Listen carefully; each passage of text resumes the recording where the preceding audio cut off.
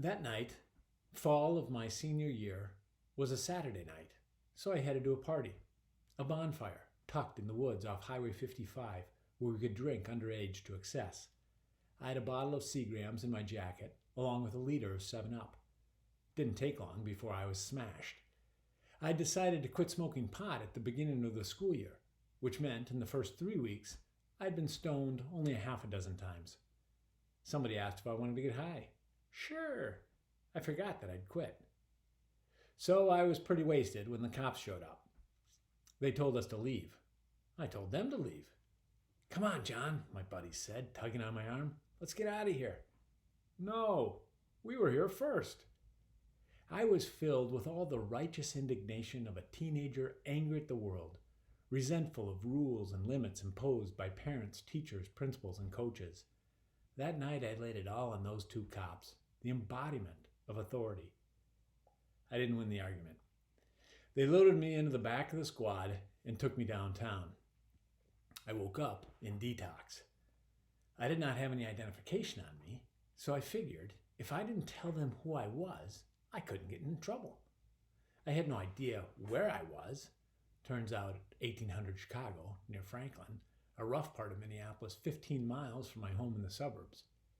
But I plotted, once they tired of talking to me, to slip out, hitchhike back, and sneak into my bed without my parents ever realizing I'd taken a detour home through detox.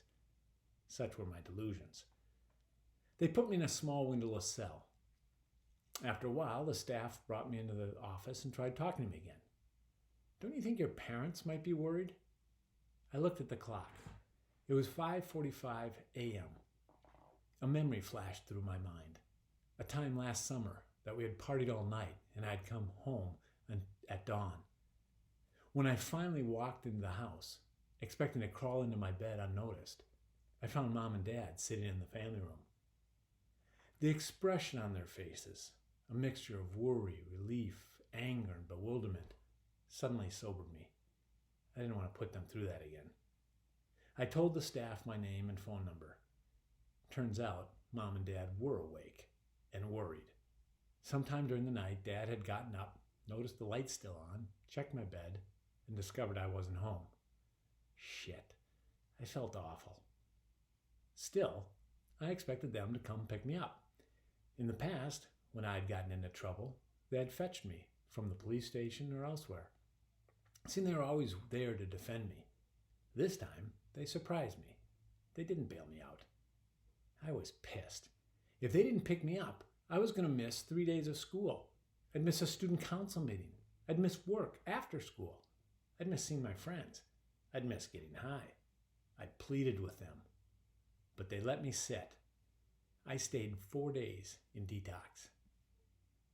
This was not where I had intended to end up when I set out to party with my friends on Saturday night. When they talked in group about the first step of Alcoholics Anonymous, we admitted we were powerless over alcohol, that our lives had become unmanageable.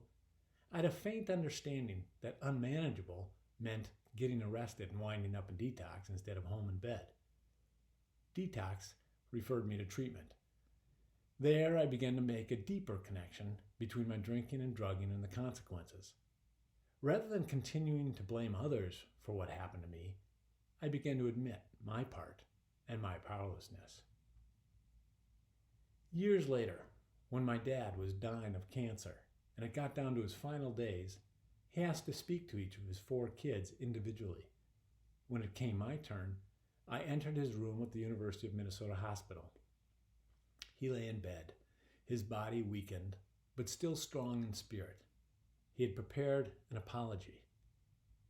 "When you were in detox, we didn't come and get you," he said. "It has always bothered me that I didn't help you out. I want to apologize." I had been clean and sober since that night, September 26, 1981. "Oh, Dad, that was the best thing you could have done for me. You didn't rescue me. You let me face the consequences of my actions. That's the help I needed." I watched relief ease across his face. So often we leave the most important things between us unsaid. I had never known he felt this way, and he had never known how I felt. What if he hadn't been about to die? Moments before we closed the coffin for the final time, I slipped in the last medallion I had received for being sober, at that point, 24 years, to send him with a token of my gratitude. Thanks.